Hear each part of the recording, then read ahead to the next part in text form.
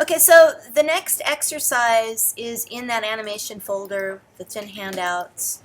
And so you go into semester 2 and you go into animation exercises. And what we want is the 38 good pixel background and the monster Cerberus or Cereburus, however you say it. You want this file too. So drag both of these to your desktop. And then open up the 38 good pixel backgrounds. And these are just some generic kind of backgrounds that you can use for your sprite animations. They look really little and they are actually small, but sprites are small too. Think about like the screen on a Game Boy Advance, kind of a small thing. It's not a really huge surface. To get to your, you want to isolate one of these pictures so that it's its own file. And the easiest way to do that is to crop. So you want to grab your crop tool, and then we need to change it because remember we've been cropping at a specific size. So you want to go up here and you want to choose unconstrained. And then zoom in on your sheet, Command plus or View zoom in, and pick one that you want to use and then crop it. And just try not to get any of the background gray, and then click the check mark. And then, that looks really little, but you can zoom in. So Command plus, and I probably wouldn't go much bigger than that because, the bigger you zoom, the more you zoom in, the more pixely it's going to look. And so, you want to kind of work on it so that you can see what's going on. So the next thing is to take the sprite sheet and open that in Photoshop. And the steps on starting this, we want to first bring all the sprites into the frame, and it's helpful if you set them up so that they're where you want them to be.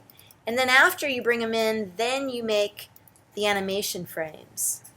The reason for doing it that way is because if you already have frames, every time you bring in a new sprite, it's going to put it on every single frame, and then you have to go and turn it off. So it's a lot faster and easier to wait. Bring them in, then do the frames. How do you bring them in? Well, you're just going to grab them one at a time so that they show up on separate layers.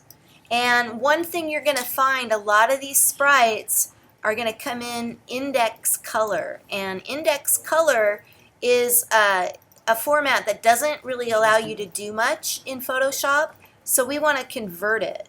Notice if I double click, I can't unlock the layer, right? That's because of index. So to convert, you go to Image, Mode, and you choose RGB.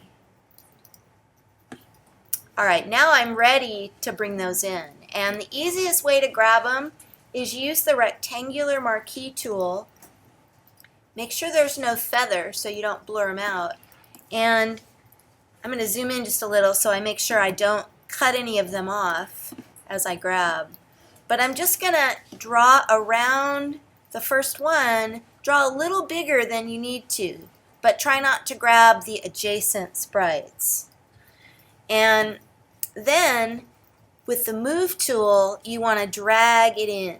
And one thing that's really handy is the command key is the shortcut to toggle back and forth between the last tool you used and move. So if you hold command, notice you get the little black arrow. So that's kind of a handy shortcut. You don't have to keep going to the toolbar to switch back and forth. All you have to do is click the command key when you want to toggle between them.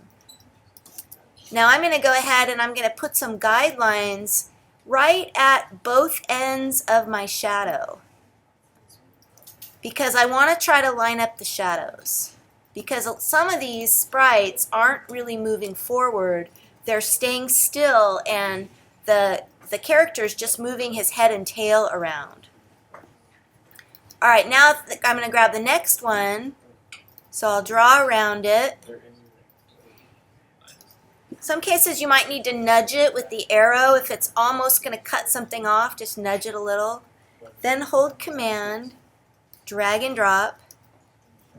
And I'm going to put this as close exactly on top as I can.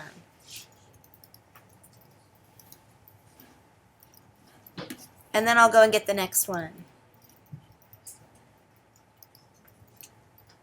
And we're going to do about maybe 4 of the rows or so. So this will just give you the hang of how to do this.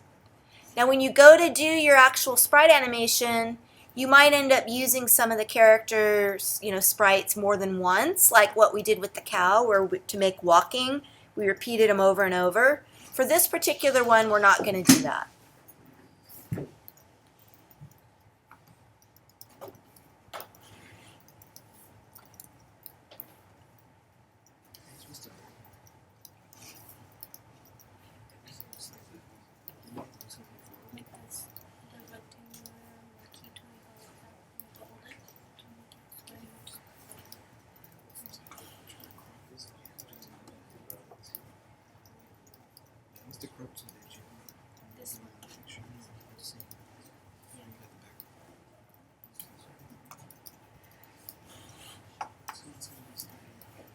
Now some of these sprite sheets come in with a solid color background, and in the case that they do, all you need to do is use the magic wand with probably a pretty low tolerance.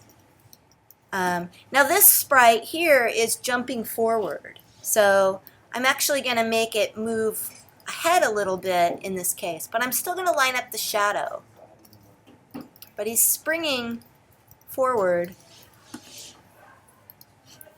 So you've got to watch what the sprite's doing, and if it's moving, make it move. If it's like moving forward, if it's standing still but just moving its body a little bit, then you want to put them right on top of each other.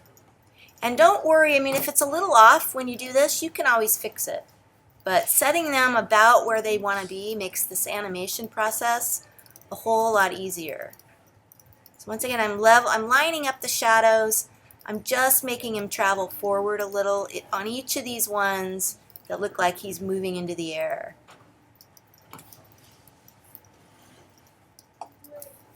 Now once I get all these in, I'll pause and I'll wait for you guys to get all yours in, and I'll help you out if you're having trouble. And then we'll do the second part of this animation. Actually, maybe I'll even pause now just so that it doesn't have to be so long.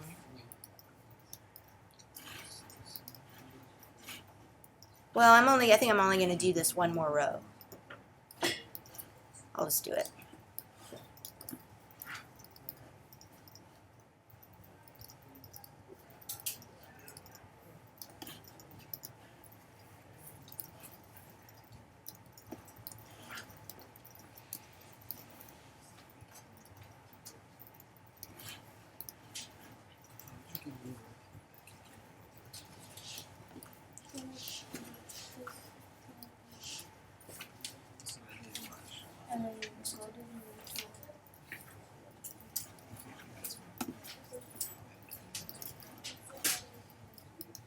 It's because you have to go to image.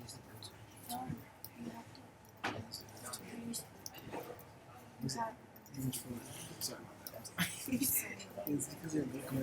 you have to go to, before you start doing that, you have to go to image.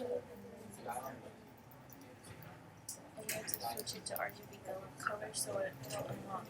So like go on this, like press it. Press this. No, this one's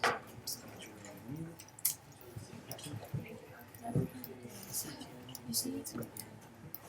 Go to image, RGB color. yes.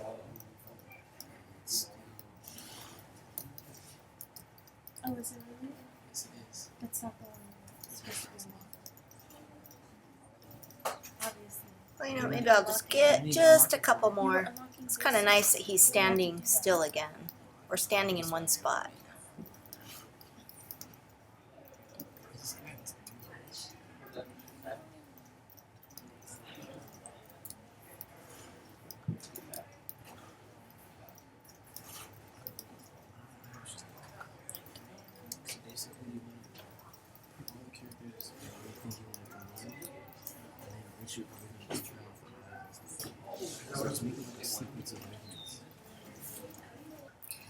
So once the characters are in, you're ready to make the frames. And so you want to open your timeline, window, timeline, and then click into Create Frame Animation, and you have to actually click where it says Create Frame Animation.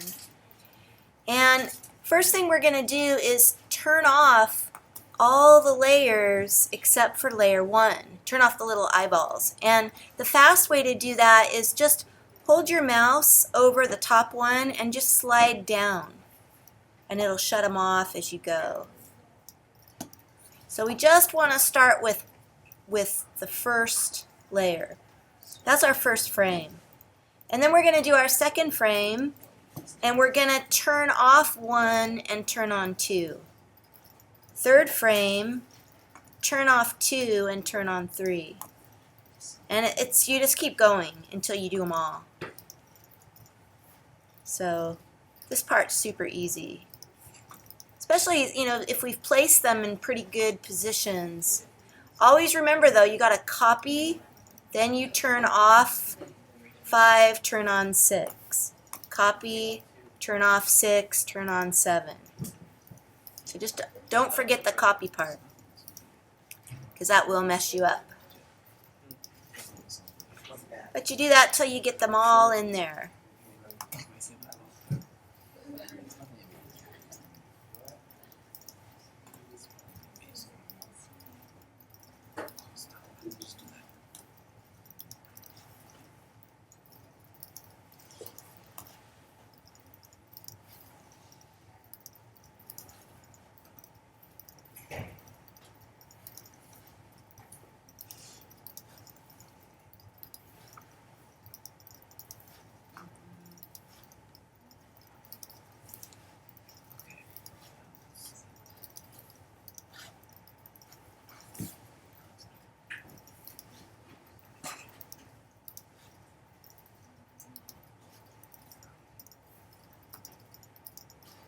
And so once you do that, then you're ready to play it and see what it looks like. And it's going to be pretty fast. If you might want to slow it down. And remember to grab all of them, scroll to one end, highlight it by clicking it, scroll to the opposite end, hold Shift, and then create, decide what your time's going to be. I'm going to try the 0.1 and see what that looks like. And I could set it to forever, and then I'm just going to play that.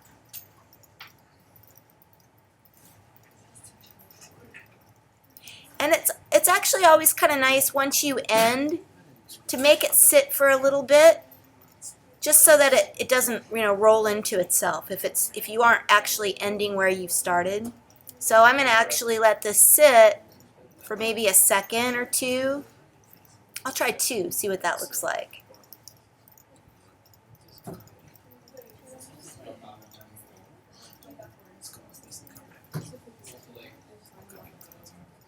So that's maybe a little long. I'll switch it to 1. Now another thing you can kind of do just to really kind of get it looking as good as possible is where the little animations are on top of each other, try to get it so that the shadow doesn't really move much. So I'm going to go in and I'm going to just nudge it with my arrow keys. So see right now how that shadow stays still? And there it moved. I'm going to move it up 1 nudge. So now these 3 are looking pretty good.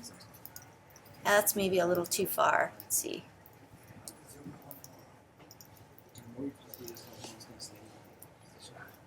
But you can kind of go through and just fine-tune where everything is and move it as needed.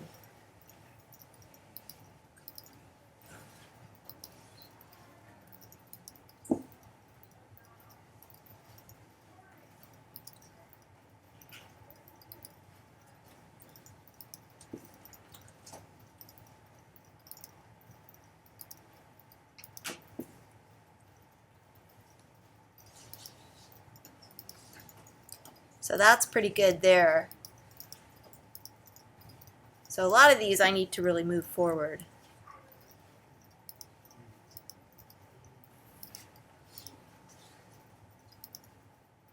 And then when he takes off, of course, it's going to definitely move quite a bit. So once you have it, once you save it, the guidelines aren't going to be there. But if you want to see it without your guidelines, just clear them under View, and then you can play it. And once you have it so that it looks good, then you're ready to save it as a GIF. So File and Save for Web. And you've got these three to choose from. If you want to see those play, you can. Click the little arrow. And this one looks pretty good to me. Oops. So I'm going to highlight that and I'm going to save. I'm going to name it, last name, first name, EX3A.